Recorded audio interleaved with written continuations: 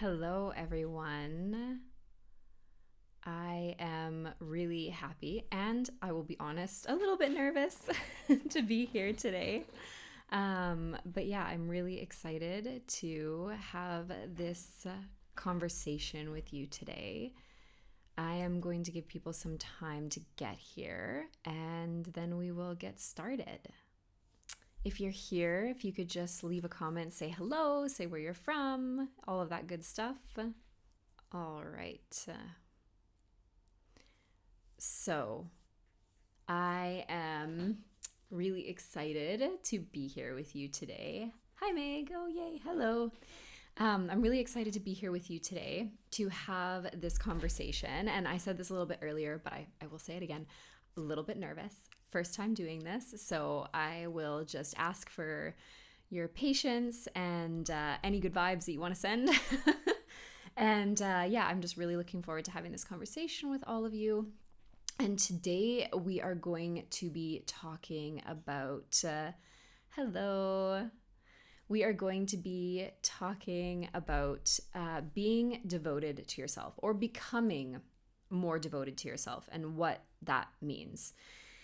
So, the definition of devotion is love, loyalty, and enthusiasm for a person or thing.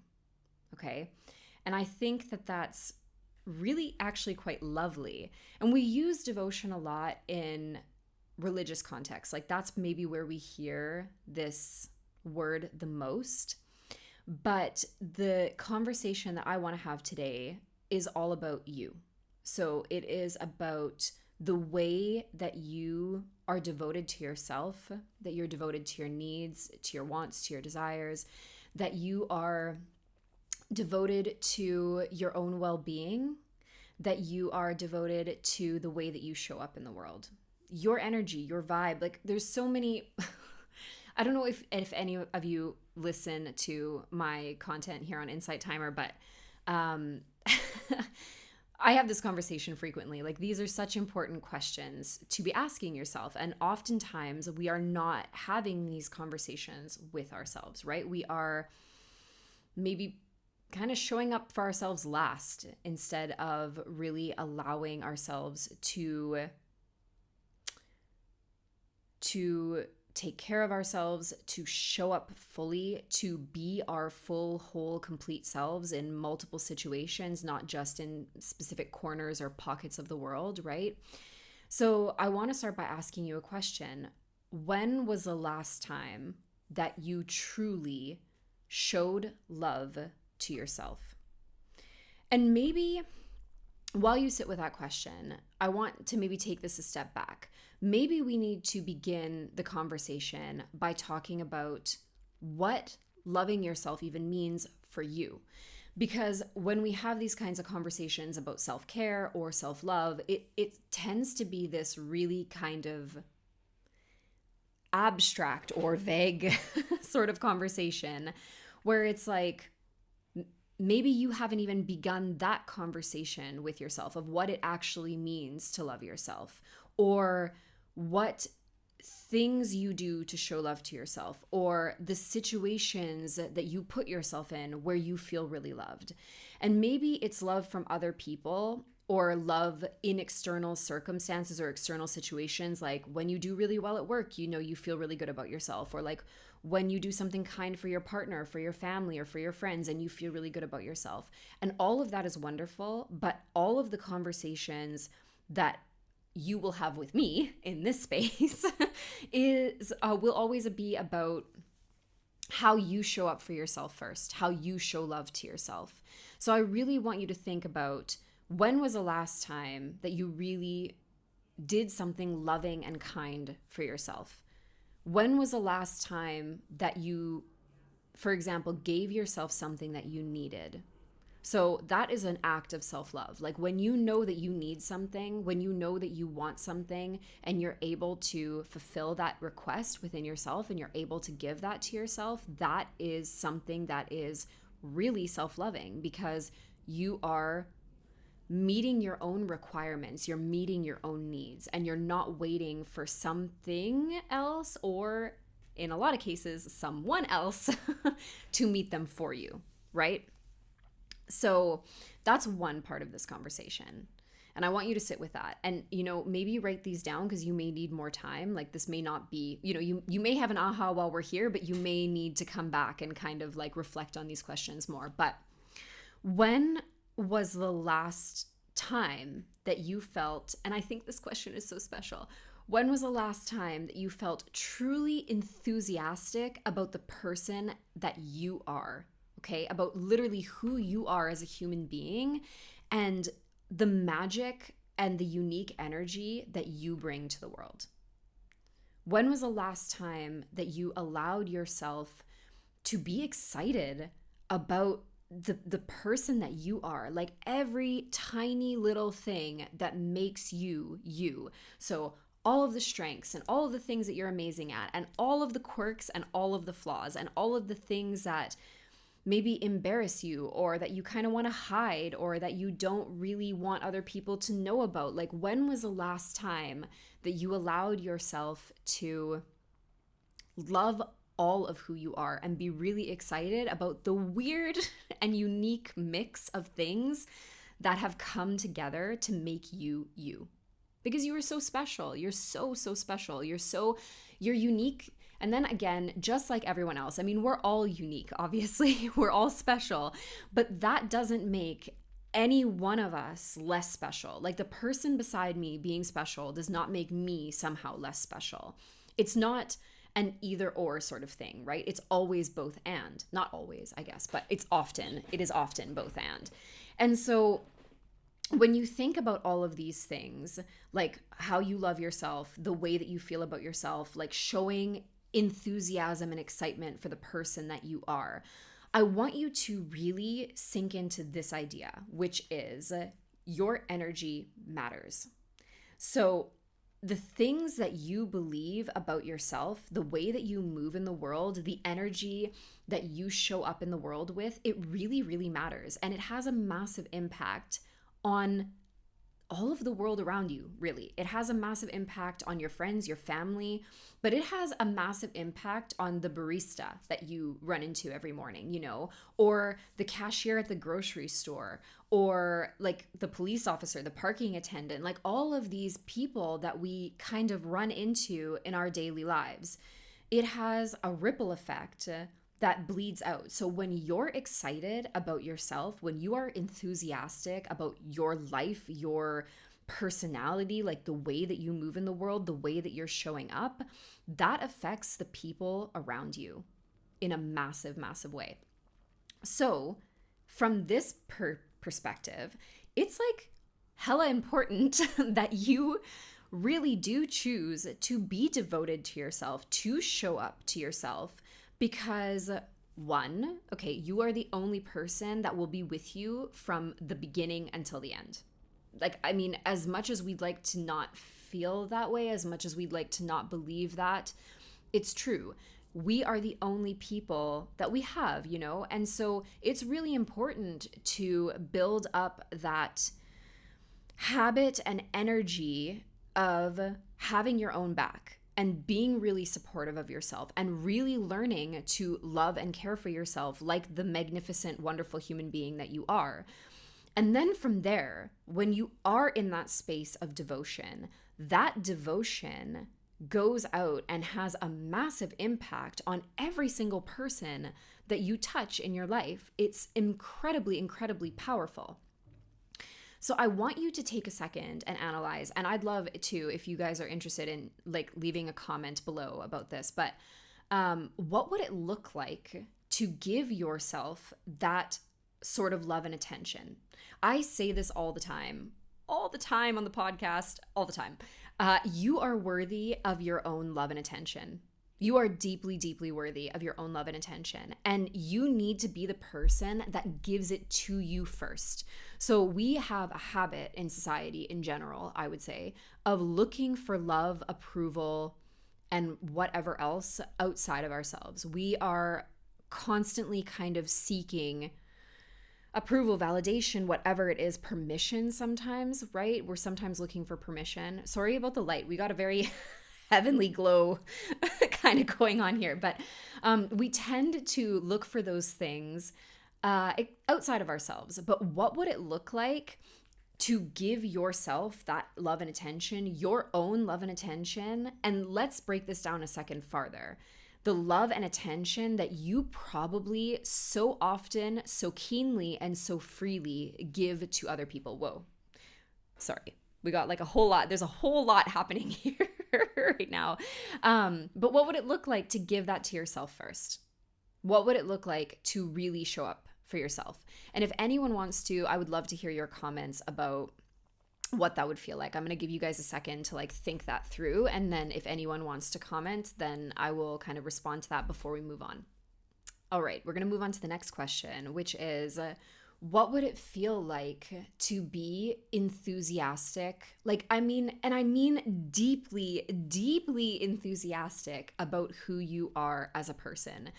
It's really, really funny. While you guys are thinking this over, I'm going to share a story because I think it's relevant. So it's really funny when I begin having a conversation in this realm, whether it's on the podcast or whatever, it ends up coming up in multiple spaces. I'm never having this conversation just once. I'm always having this conversation over and over again.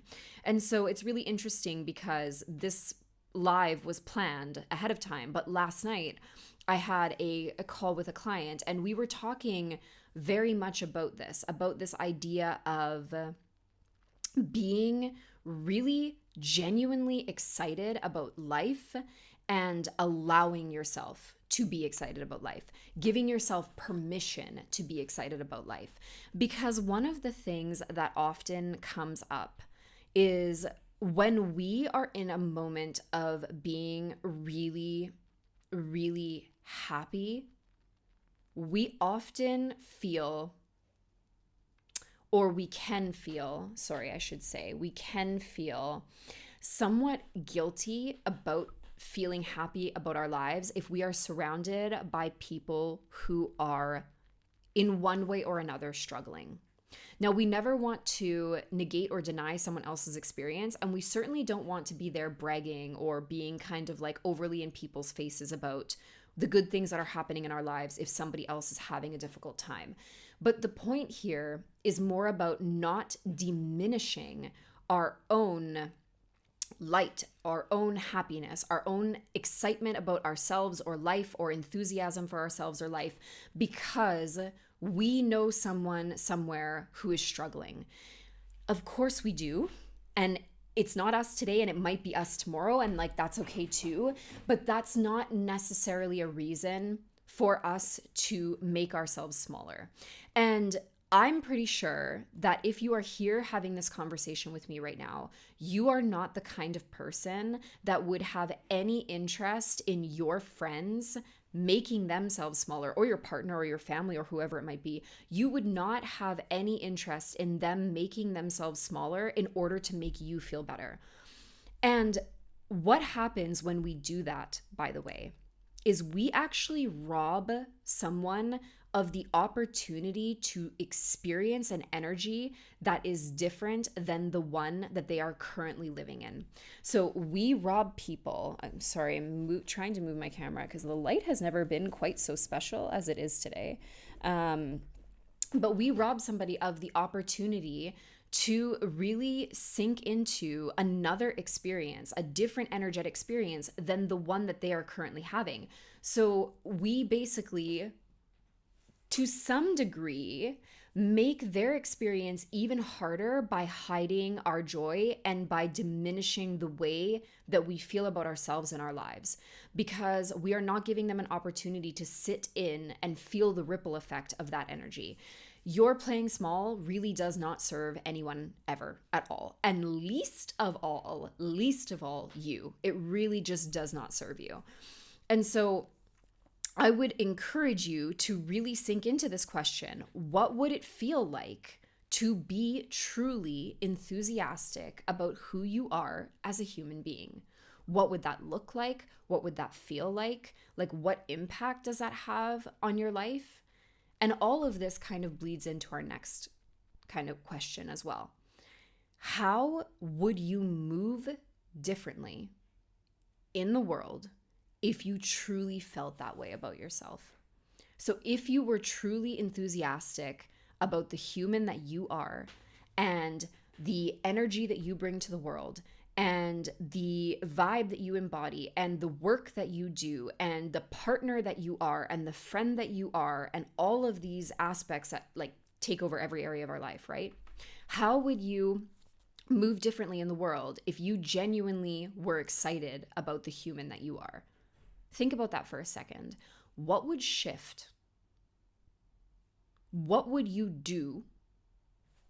Maybe in brackets differently. What would you do differently?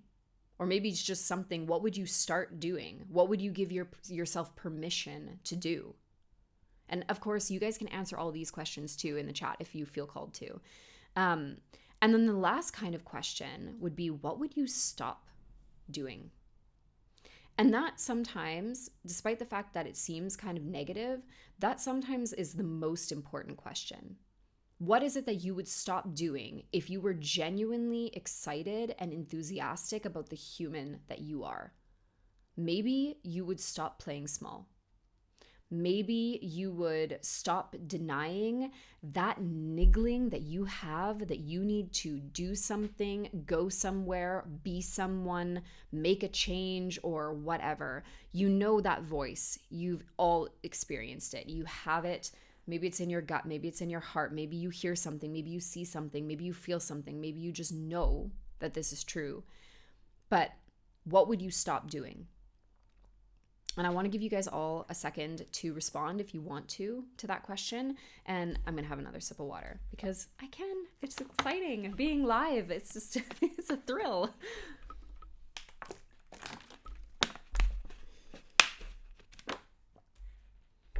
So in the chat, we have an answer that says that someone would respect their time more. Amen. Amen. Oh, I just realized that I had to scroll down in the chat. Thanks for your patience, guys. So someone said, I became aware I was giving away my time so freely and not using it to take care of my needs. I'm shifting that now. So good. Yes, yes. And that can be really difficult when because giving our time away sometimes, and like not prioritizing ourselves. And I would argue especially not prioritizing ourselves in whatever way that looks like for you, because everyone is different, but not prioritizing ourselves and kind of the constant negotiating, the constant, what's the word I'm looking for? Not the constant negotiating, but the constant kind of, there's a word I'm looking for. It's not coming to me. But the idea of you giving away so much of yourself and not prioritizing yourself is really you not owning your power. It's really not, it's about you not fully being in that energy of like, I am good enough and I can prioritize myself and I can do the things that I want to do and I need to do. And because I'm worthy of that. And it's not about justifying. I don't want us to begin having that conversation here. That is not it. We are not ever in a space of like justifying the things that we do or feel or anything like that. But it really is about just remembering that your point of power does come from that meeting of your own needs. Like, I need this thing and I'm giving it to myself and I'm not waiting for permission or somebody else to do it for me. Like, I'm taking self-responsibility. If you have been here for a while, you will know what I'm talking about because I talk about it every week. So you're taking self-responsibility for the things that you want, you need, and you're giving them to yourself, and you are not waiting to be quote unquote saved. And a lot of us have been there at one point or another. We may be there again in the future, but we know this experience of like waiting for somebody else to come in and give us the thing because we're not giving it to ourselves, and we need to be willing to give it to ourselves first. So just catching up on comments here, guys. Been sitting with what if it all comes down to self-esteem, self-respect, and self-love? I would shed the things, step fully into my shine. Ew, my shine. I love that. And dance the world with my family. I really love this because it does. Like, okay, if I had to break this down, I would say that everything really boils down to mindset. And what I mean by that is the thoughts that we think, the emotions that we feel, the beliefs that those emotions and thoughts create, and the actions that are influenced by all three of the previously mentioned things. So when we're talking about self-esteem, self-respect, and self-love, all of that is really just a mindset. It's really just a choice to just like we're slowly shifting, friends, with the sun here. It's all a choice, right? To learn to think thoughts that are more self-loving, more respectful towards yourself, more about building your confidence in yourself, right? So like I think that starting again. I think that mindset is the foundation of everything. And everything we do, think, believe, live in our lives is because of our mindset. And everything that we want to incorporate in our lives begins with our mindset, with the way that we think and speak and feel and move in the world, like about ourselves, right? The things that we believe to be true about ourselves. Someone else here said, I would set boundaries with other people. Yeah, I mean, totally. Absolutely, absolutely. Love and attention often looks like no as a full sentence. There are times where the way that we really learn to love ourselves is by, yes, prioritizing ourselves. And then how do we prioritize ourselves? We prioritize ourselves by potentially learning to say no to other things and really honoring when something is a full yes and when something is a no, and when something falls in between, giving ourselves time to sit with that and really allowing the answer to come to us. So not forcing an answer. There's a lot of people that say maybe is a no. I don't know that I personally subscribe to that, in all honesty. I don't really believe that that's true. I'm the kind of person, at least, I think that for some people, maybe is probably a no. If somebody has built up a habit of people pleasing, I can see how maybe is a mechanism that people use to avoid saying no. But for me personally, and the way that I move in the world, maybe for me means maybe. It means I need a hot minute to think about the energy that I have available to me this week, this day, this month, whatever it might be, whatever the time period is, to be able to show up for this thing properly. So like I am not, sorry, guys, I just wanted to bring myself back into focus. I'm not saying no because the answer is not no. And I'm not saying yes because the answer is not yes. The maybe is the getting into energetic alignment with what I need in order to be able to give a yes or no response to this thing. So yeah, boundaries are fundamental, but also honoring yourself. We're always honoring ourselves. Sometimes honoring ourselves is the yes, sometimes it's the no, sometimes it's the maybe and the taking a step back and really giving ourselves time and space to assess the thing, to analyze what we really want and what we really need before we give somebody an answer. And I will also say, just really quickly, because I think that this is something that's really difficult in today's world. You do not owe anyone an immediate response. There is something about the tech that we live with and the social media environment that we live with where people are expecting, like, I've texted you and you cannot take time to like text me back. I need an answer right now. And I do not buy into that. You take the time that you need. No one deserves an immediate response from you except for yourself. Okay, unless it's like an emergency, obviously, like fine, okay, there's like circumstances where blah, blah, blah. But in general, like no one should be expecting an immediate answer from you. You are allowed to take that time to assess what you need, just in case that is helpful. Okay, last comment we have here is, I'd stop thinking I'm being too much. Oh, I love this. As a former I'm too much person, I do not subscribe to that anymore. But as somebody who has lived in that space, who has been there, yeah, I totally get that. And enthusiasm for yourself and like really, really showing up and being devoted to all of who you are means saying things like, so what? So what if I'm too much? Then I'm too much. And I'm too much for the people who are not able to match me in my muchness or my enoughness, okay? And that's okay. You do not need to be palatable to every single person on the planet. You won't be. Even if you try to be, you won't be. It is an exercise in futility, and there is nothing good that will come from that because it will just keep you playing small.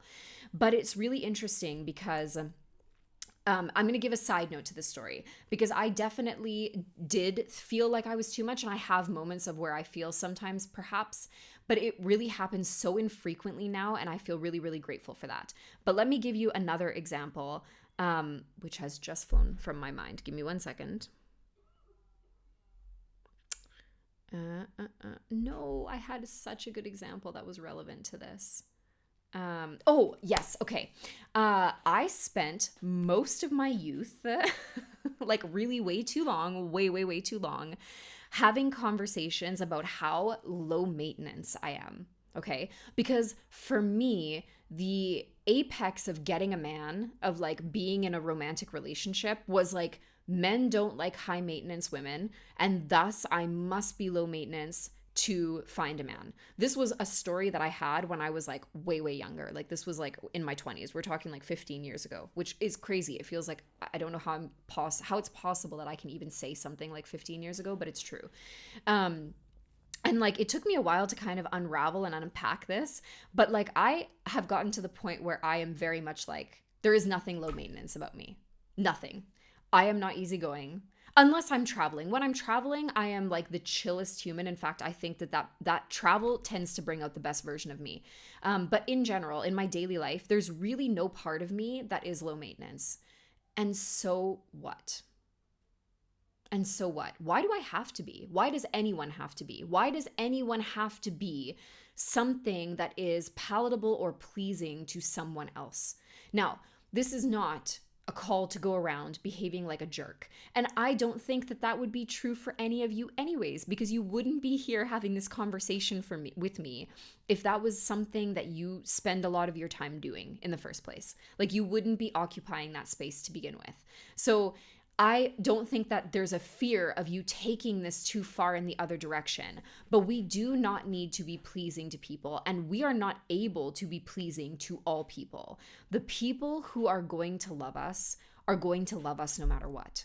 The people who will really love us, and the people who only love us when we are being a certain way, when we are behaving a certain way, I mean, it's probably not that kind of true, authentic love to begin with. You should not need to bend or morph or change yourself in any way in order to be worthy of being in a relationship with anyone. And I mean that romantic, I mean that at work, I mean that with friendships, I mean that with family. It does not matter. You should not need to change anything about who you are to be accepted. But there's a caveat to this. There is an asterisk to this. You need to accept yourself first. Before you go out into the world expecting other people to vibe with who you are, you need to be really clear and okay with who you are as a person. You need to know and love and own your vibe before you can ask other people to know and love your vibe. That's just kind of how it goes. So yeah. Are there any last minute questions? Does anyone else have anything to say? Oh, thank you. Love your owning high maintenance. Yes. Yes. I mean, I'm not high maintenance in like an intense kind of way. And it's not about like material possessions, but like I'm not easygoing. So I don't know what the opposite of not easygoing is. Not, you know what I mean? So yeah. Does anyone else have any last minute questions before we kind of close this out? I'd love to hear anything. If you've had, and also any ahas, if anything has kind of like come up and you're like, damn, I never thought about that before. I'd love to hear that too. And also a quick sorry. I wasn't sure how long this call would be. And I know that I had said that this would be only 15 minutes and it's now 30. My apologies. I hope it was valuable. I hope that you got something out of this. Yeah. So if there's anything that you want to share, you're welcome to. I am going to move into the closing aspect of this, but we will, if anyone, pardon me, if anyone shares anything, then I'll get back to that. So basically, the last thing I want to say is that the decisions that we make today matter. We are always kind of waiting for this mystical, magical moment in the future where we do the thing, or things feel good, or it's right, or it's, this right time doesn't exist. But the decisions that we make today matter. The way that you show up for yourself, it really, really, really matters. It's really important, actually, the way that you show up. It is the most important. The way that you show up for other people is probably, if you take a second to analyze it, is probably the way that you need to be showing up for yourself. The love and attention that you are giving to other people is probably a huge part of something that you need to give back to yourself first. And whether or not we want to believe this, we are indeed having an impact on the world and us and the people around us as well. And, I believe that you want that to be a positive impact. And that positive impact really does begin with showing yourself this love first, okay? Because it all starts there. It really, really all starts there. So I'm going to give a few more minutes for comments. I see that there's another question, so I'm just going to answer that one. But if anyone else has any other questions, I'm happy to answer them. Okay, how do we totally accept ourselves? Okay. I'm going to be honest with you. I think that there is no one right answer to this. And I think that my answer is this. Isn't that why we're here? Isn't that the work of a lifetime? That we are here to learn and to do, to learn to love and accept ourselves. And hasn't there been a moment where in your life in the past where you've done something that maybe, it was awkward or it was uncomfortable or maybe it embarrassed you a little bit, and you managed to move past that and forgive yourself? And then in the future, you did something totally different. There was another experience where you felt like, yeah, that could have gone better. I could have avoided saying whatever that thing was. And, you learned to forgive yourself like a little bit faster. And I really do think that that's what it is.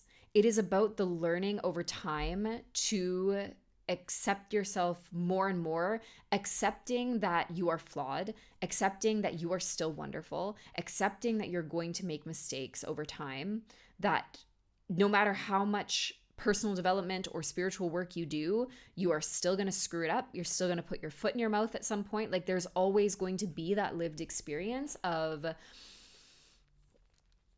making mistakes and kind of not feeling like you have it all together.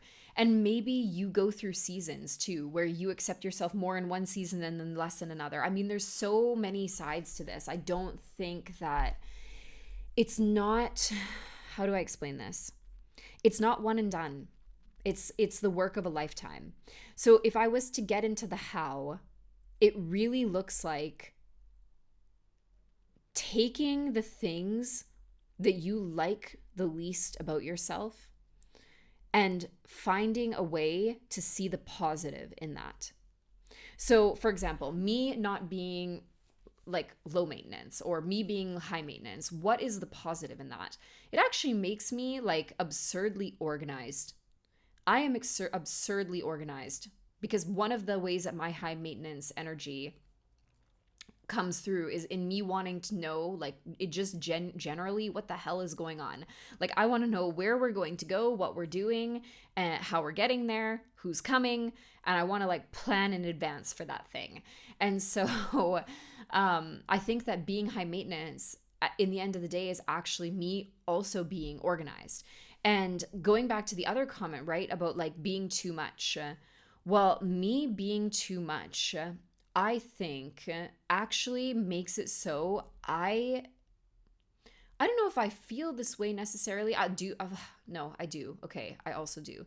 I think that me being too much or viewing myself as too much for a long time made me fearless to a certain extent.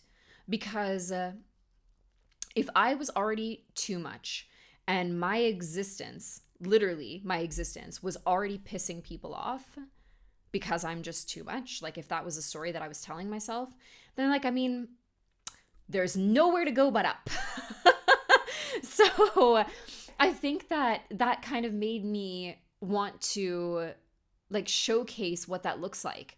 And like, the fact that being too much is okay. And I think too that I made the choice to surround myself with other people who also view themselves or have viewed themselves in the past as too much, and like really allowing myself to just kind of follow in their footsteps, being too much also. I still think, honestly, like by standard definition, like if we look at like the average, I would still say that I'm probably presenting as too much. I just stopped caring, to be honest with you. I really did. I stopped caring. And I will say to you, I know that that's not a how, and that it's really hard to answer this like without knowing more about like your individual story. But I will say that on the other side of accepting myself for who I am, so many things have opened up. Because I have found people in the world, whether that be friends, whether that be partners, whether that be clients, and I have seen shifts in my relationship with family, because those people have obviously known you forever. So they knew you pre-acceptance and now they're going to know you post-acceptance, right?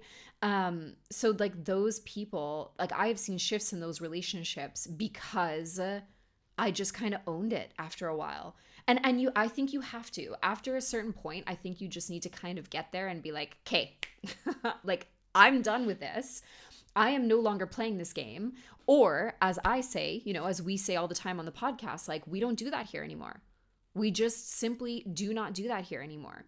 So like I'm no longer here. I am no longer available for not accepting myself or for accepting some kind of external / projected, like self-projected idea that I might be too much for other people. Like, we're not here for that. We don't do that anymore. We don't accept that anymore. And every time you make those micro decisions, you move closer towards that level of self-acceptance. And I'm going to say something else. New levels, new devils. So you are going to get to a level of self-acceptance that matches the level that you're at in your life right now.